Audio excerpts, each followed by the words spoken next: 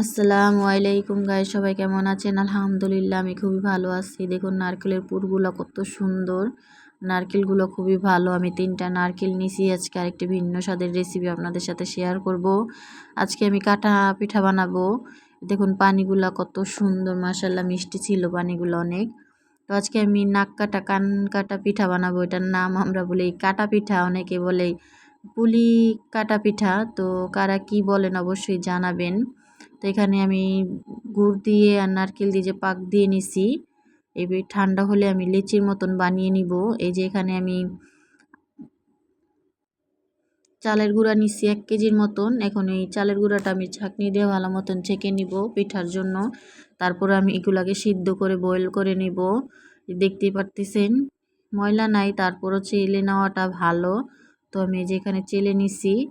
এই যে এখানে গুড় দিয়ে পাক দেওয়া হয়েছে যে নারকেলটা, এখন আমি এই যে লেচি বানিয়ে নিছি অনেকগুলা। তো এই লেচিগুলো একটু শক্ত হোক, ততক্ষণে আমি আটাগুলো একটু ভালো মতন মথে নিই, চালের গুঁড়ার আটাগুলো। যে এই লিচিগুলো আমি বানাই নিছি। তো কারা কি পিঠা বলেন এটাকে, বা কাদের কাছে কেমন লাগে? আমার কাছে খুবই ভালো লাগে। আমার দেবরের কাছে পাঠাবো, তার জন্য আমি পিঠাগুলো বানানো হচ্ছে। যেখানে আমি চালের গুঁড়াগুলো সিদ্ধ করে নিছি, এখন ভালো মতন মথে নেব। চালের গুঁড়া সুন্দর মতন সিদ্ধ করাটা আর ভালো মতন মথাটাই মেন, না হলে চালের গুঁড়ার যে পিঠাগুলা হয়, রুটিগুলা হয়, ফেটে যায় ভালো মতন সিদ্ধ না হলে বা মথা না হইলে। যে আমি আরও কতগুলো ওইগুলা শুকায় গেছে, আরও কতগুলো আমি লিচি কেটে নিতেছি, কেটে না বানাইতেছি হাত দিয়েই। ফাইনালি অনেক সফটভাবে আমি মথে নিছি। এই যে পিঠাও অনেকগুলা বানানো হয়ে গেছে।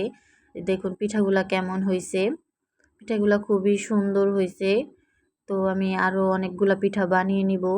এই যে লিচিগুলো দিয়ে ভালো মতন পিঠাটি আমি কীভাবে কাটতেছি তো দেখতেই পারেন। আর এই রেসিপিটা সবাই নিজেদের ঘরে অল্প করে বানাইয়া খেতে পারেন। আমরা প্রায় সময় বানাই।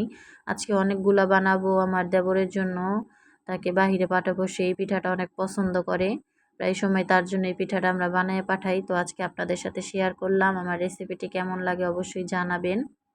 যেখানে আমি পিঠাগুলা বানাইয়া এখন কাঠখোলায় ভাজছি কতগুলা শুকনা। এখন আমি এই যে তেলেও ভাজতাছি। তো আমার শ্বশুর বাবা আবার কাঠখোলায় ভাজা খেতে চাইছিল, তার জন্য তাও ভেজে দিছে তেল ছাড়ায়। আর আমার দেবরের জন্য মুচমুচা করে ভাজতাছি এখানে। তো আমি হালকা ভাজা দিছি, কারণ বেশি ভাজা দিলে আমার নারকেলটা পুড়ে যাইতেছিল, তার জন্য আমি হালকা ভাজা দিছি। কিন্তু অনেক মচমচা আর ইয়াম্মি হয়েছিল, অনেক টেস্টি হয়েছিল। তো আপনারা ঘরে সবাই ট্রাই করতে পারেন।